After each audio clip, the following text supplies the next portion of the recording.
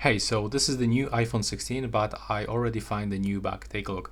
When you try to quickly remove all icons from the home screen, you can do this by clicking, holding, and dragging icon to the right bottom corner, but you have to keep that right here. And now when you quickly tap on the icons, then you will stack them in the right bottom corner. It only works for icons, it's not working for, folders. Then when you drag it right here into the next screen and try to quickly do the same with other icons, now it will definitely slow down. And take a look. Right now it almost not working.